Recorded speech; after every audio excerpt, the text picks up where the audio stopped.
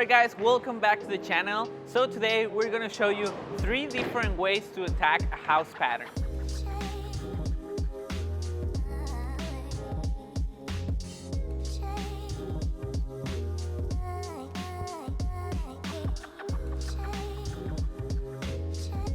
Alright guys, so first, what is a house pattern? So house pattern is a typical oil condition that you're going to find in your local bowling center. So typical house patterns are designed to having a higher scoring pace. And the reason why is because there are many ways that you can attack them. Different entries, different styles can match up to these type of patterns. So today we're going to show you 3 different ways to attack the house pattern. And the first one is going straighter.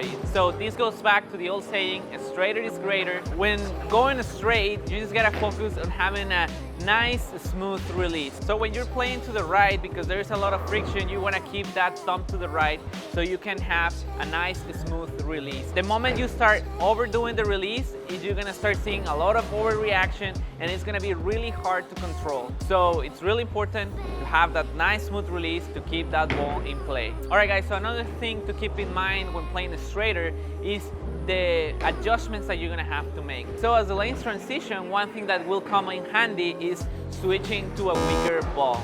So when you start seeing your benchmark ball overhooking, like the ball we just started with, the easiest way to stay on the same spot without making any major adjustment is simply going to a weaker ball.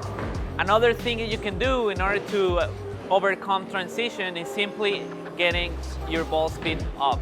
So by throwing the ball faster, it's going to be easier to get the ball through the friction and maintaining that reaction without having to make major moves. Alright guys, so the second way to attack the pattern is probably the most popular one. It's simply by playing the track area. Using this tactic to attack the pattern is probably the most popular because it allows you room to miss. You're going to have the push in the middle, but also you're going to try to throw it to the friction where it's going to come back, so it's where you will find the most room of error. So when it comes to playing the track, the equipment that you use plays a very important role. Having a benchmark ball, dollar ball, that it's gonna read the pattern early, but also hook off the friction is the way to go. So another thing to keep in mind is that because you're playing on the most popular part of the lane, most of the people are gonna be playing, the adjustments are gonna be to be made much faster.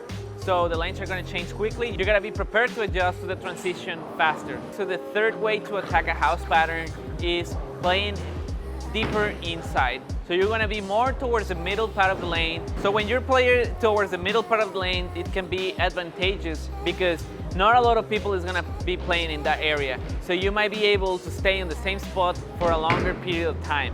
But also, because you're towards the middle part of the lane, there's going to be so much oil. So this way to attack the lane might be beneficial for higher rep players or more versatile players that can slow down their speed in order to get lined up that far inside. Alright guys, so there you go. There are 3 different ways to attack the typical house shot. Please let us know in the comments, how do you play the house shot? What other tips would you like to see in the channel? Please like, comment, subscribe, and we'll see you on the next one.